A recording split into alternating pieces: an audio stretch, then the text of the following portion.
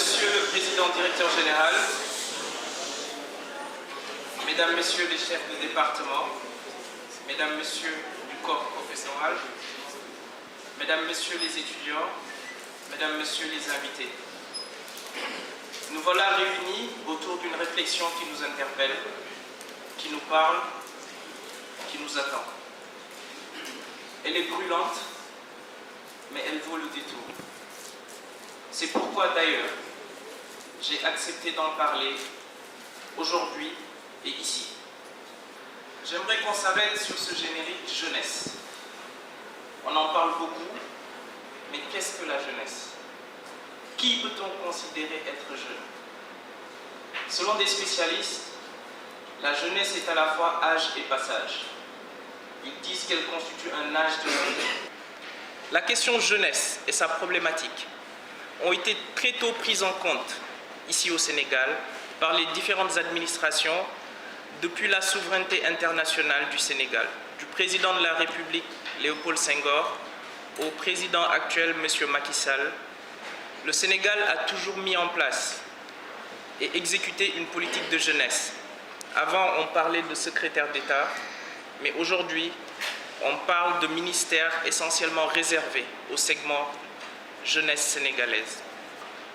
Plus de 60% de notre population est âgée de moins de 25 ans.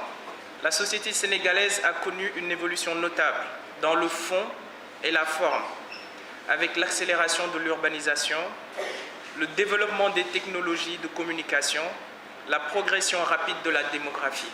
Essentiellement dévouée aux travaux agricoles, d'élevage, de pêche, la société dite moderne, confrontée aux réalités économiques et sociales, rate le pari de la formation, adaptée à la demande professionnelle, de la créativité et de l'entrepreneuriat jeune. La jeunesse intègre une vision d'ensemble dans le projet de la société que l'on souhaite décliner. Ceci dit, la jeunesse qui a des droits et donc beaucoup d'attentes doit jouer son rôle. Incontestablement, la formation, en particulier la formation professionnelle, constitue un levier important pour soutenir la compétitivité de notre économie et la création de richesses à travers la mise à disposition de ressources humaines qualifiées. Ceci doit être accompagné par la mise en œuvre d'un cadre institutionnel, juridique, pour soutenir les initiatives de la jeunesse. Le rôle de l'État est essentiel pour assurer une formation académique adéquate, mais quel est le rôle de la jeunesse? Elle doit convoquer ses perspectives de développement personnel et global.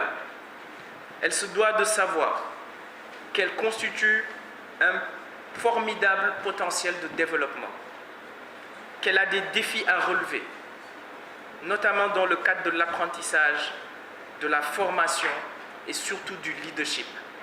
Sans formation, sans éducation et sans emploi, elle devient vulnérable et plus accessible à l'obscurantisme et à l'extrémisme.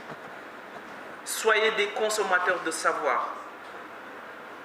Soyez des consommateurs de savoir. Mais surtout, soyez des acteurs du développement de votre pays. Je vous remercie de votre aimable attention.